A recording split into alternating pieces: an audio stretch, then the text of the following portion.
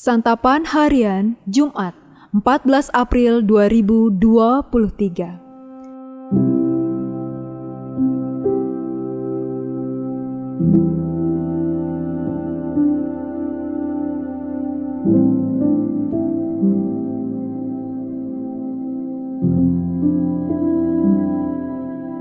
Inilah program Santapan Harian, sebuah program yang mengajak Anda menelusuri isi Alkitab, agar Anda menemukan makna firman Tuhan sesuai dengan konteksnya.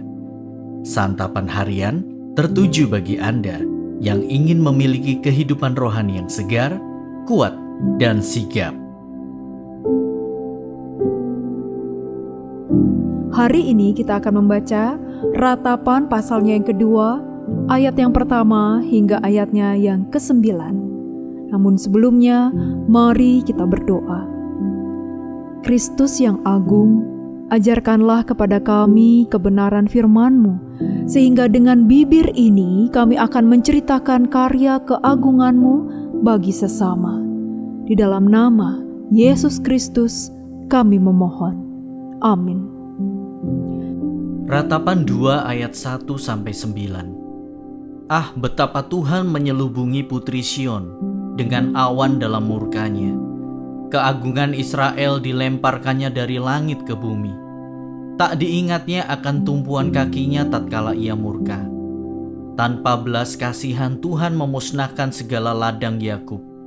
Ia menghancurkan dalam amarahnya benteng-benteng putri Yehuda.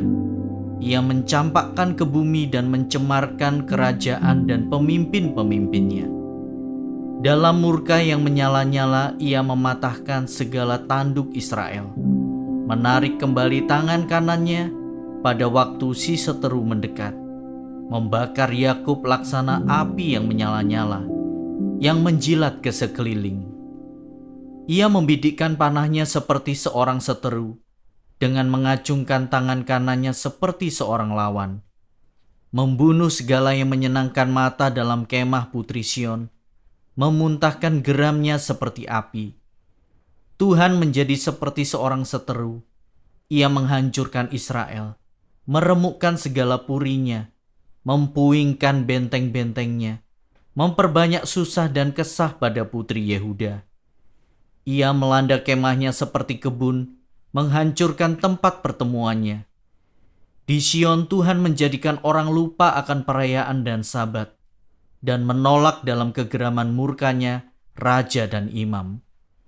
Tuhan membuang mezbahnya, meninggalkan tempat kudusnya, menyerahkan ke dalam tangan seteru tembok puri-purinya.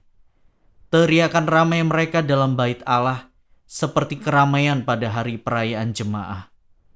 Tuhan telah memutuskan untuk mempuingkan tembok putri Sion. Ia mengukur semuanya dengan tali pengukur. Ia tak menahan tangannya untuk menghancurkannya. Ia menjadikan berkabung tembok luar dan tembok dalam. Mereka merana semua.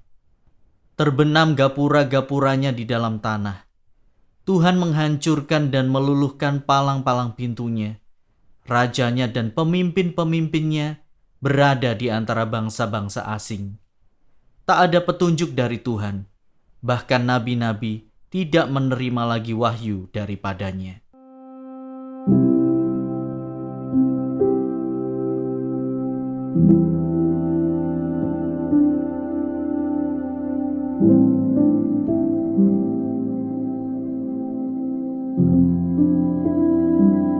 Sahabat Santapan Harian, kita semua memiliki kata-kata favorit, yaitu kata-kata yang sering kita ucapkan dalam situasi tertentu, antara lain saat kita merasa gelisah. Bacaan hari ini penuh dengan kata murka dan beberapa sinonimnya.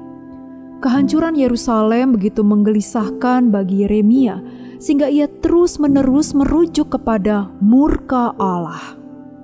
Dalam murkanya, Allah tidak menyayangkan rakyat maupun bangsawan.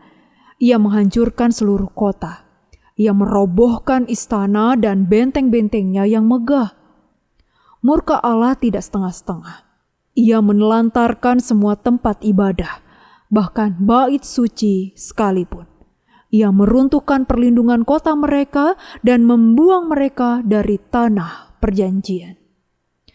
Mengapa Yeremia menyajikan gambaran hukuman Allah yang dahsyat?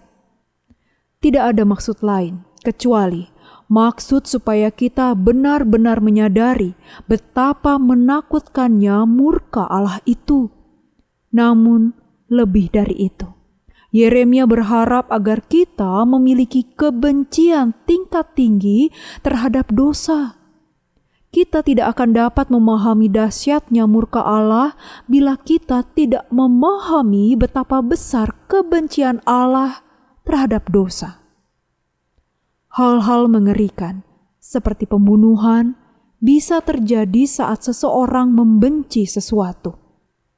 Bagi kita bisa melakukan banyak hal demi berupaya menjauhi dan melenyapkan apa yang kita benci. Terlebih Allah yang Maha Kudus, Ia sanggup melenyapkan dosa menjijikkan.